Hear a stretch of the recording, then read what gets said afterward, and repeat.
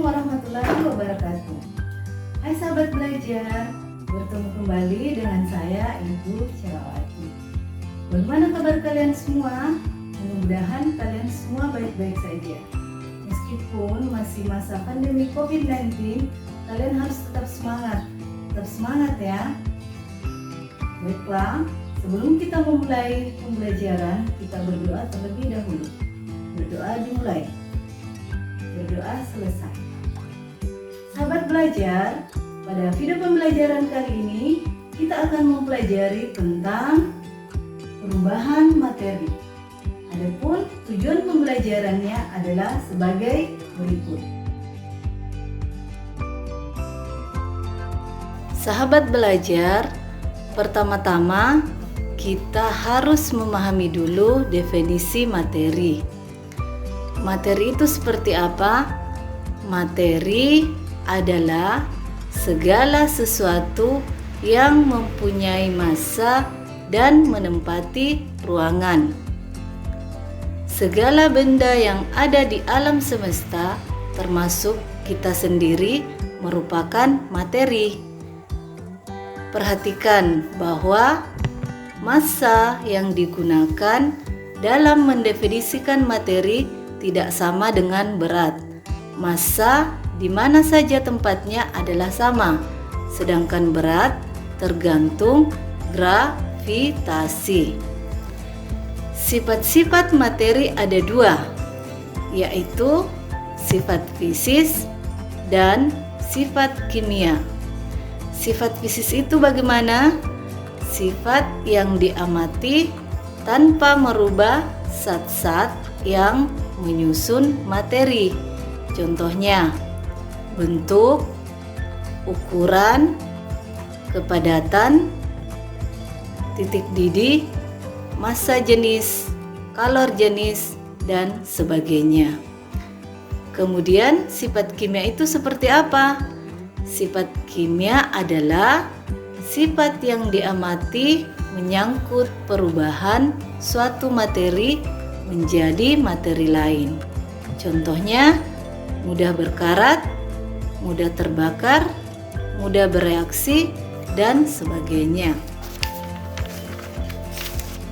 Jadi, sifat fisis itu adalah sifat fisiknya yang bisa diamati. Sedangkan sifat kimia itu dia yang bisa mengalami perubahan. Sahabat belajar, perhatikan gambar berikut ini. Yang pertama yaitu besi berkarat. Besi berkarat sebelum berkarat dan sesudah berkarat itu berbeda karena sudah mengalami perubahan warna dan ada endapannya.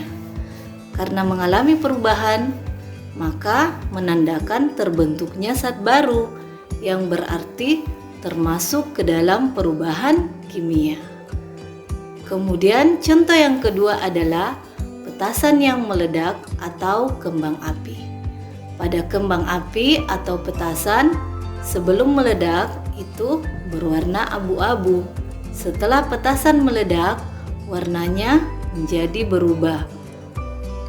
Kemudian pada petasan tersebut setelah meledak, maka akan menimbulkan panas dan menghasilkan bau yang menyengat. Kemudian contoh yang ketiga yaitu pembuatan tape. Pada pembuatan tape, sebelum jadi tape, sifat-sifat singkong tidak sama dengan setelah menjadi tape. Ini menandakan mengalami perubahan. Kemudian contoh yang berikutnya yaitu warna daun yang menguning. Sebelum menguning, daun ini warnanya hijau.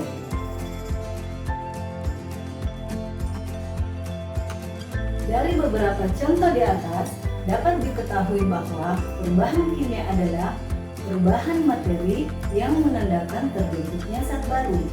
Adapun ciri-ciri dari perubahan kimia adalah 1. Terjadi perubahan warna. 2. Terjadi perubahan suhu. 3. Terbentuknya endapan, dan 4. Terbentuknya gas.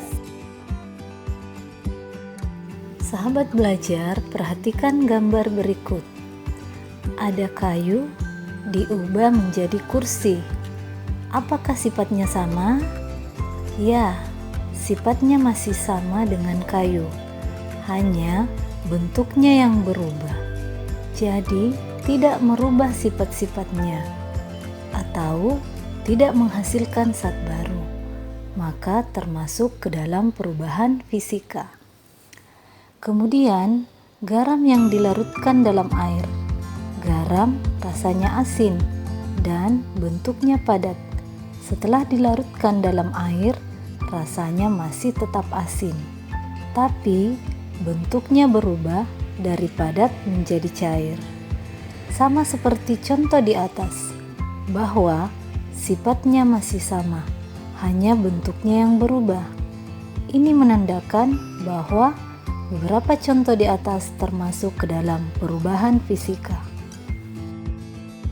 Dari beberapa contoh yang disebutkan tadi, dapat diketahui bahwa perubahan fisika adalah perubahan yang tidak menghasilkan zat baru. Adapun ciri-ciri dari perubahan fisika diantaranya yaitu 1. Terjadinya perubahan wujud, diantaranya menguap, membeku, mencair, dan menyublim. Kemudian yang kedua, terjadinya perubahan bentuk, contohnya kayu dibentuk menjadi kursi. Dan yang ketiga, terjadinya pelarutan, contohnya pada larutan gula atau larutan garam. Sahabat belajar, setelah menyimak materi tadi, apa yang dapat kalian pahami? Ya, betul, bahwa klasifikasi atau penggolongan materi berdasarkan perubahan zatnya terbagi atas 2, yaitu perubahan kimia dan perubahan fisika. Sahabat belajar, karena sekarang kita masih dalam suasana pandemi COVID-19, maka kalian harus tetap semangat belajar dan ingat 5M, yaitu memakai masker, mencuci tangan dengan air mengalir, menjaga jarak, menjauhi kerumunan, dan membatasi pergerakan. Assalamualaikum warahmatullahi wabarakatuh.